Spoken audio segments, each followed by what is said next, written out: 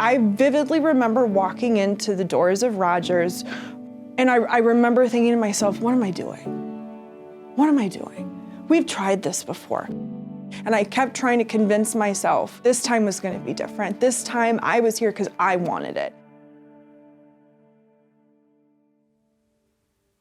I had a really amazing childhood. I had two parents who really loved me, and I had a lot of friends growing up, right? My story is not unique in that way.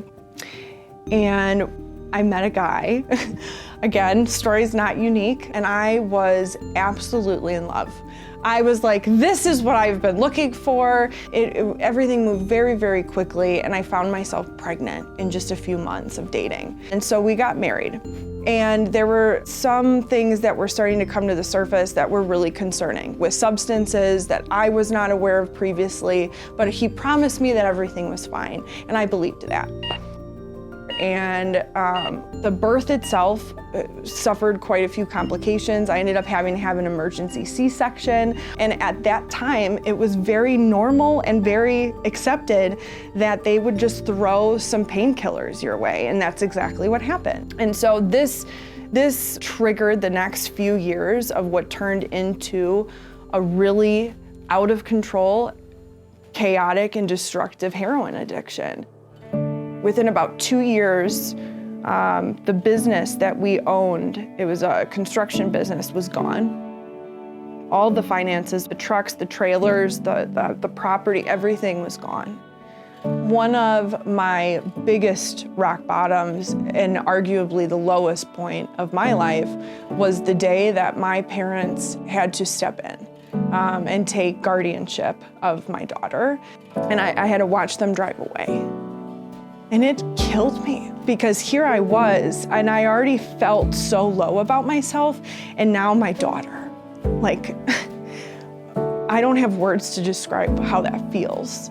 I had found myself exhausted, just mentally, emotionally, and physically done and drained. I finally made my decision to enter long-term recovery, and that was the day that I entered Rogers.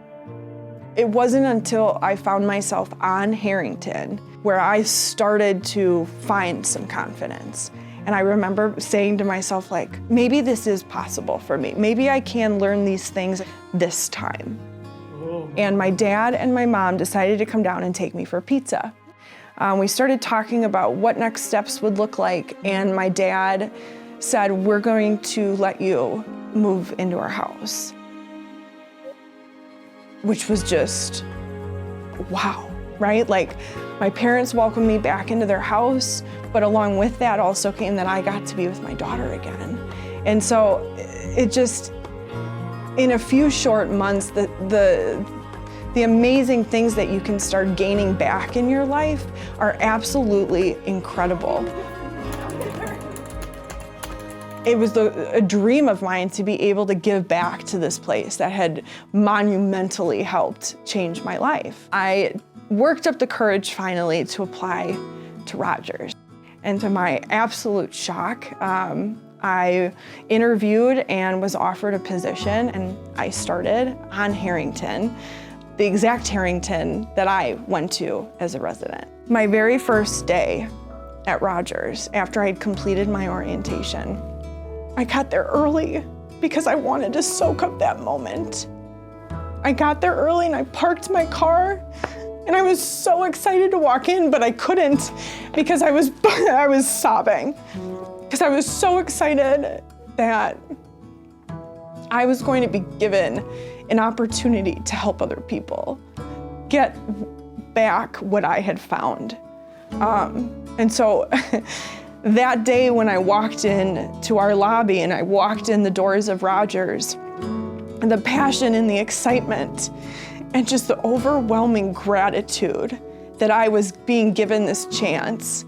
Like, what an honor and a joy that I get to go and work at this place that saved my life so that I can help other people do the same. Like, it's incredible. And I know that I will never lose that excitement and that passion.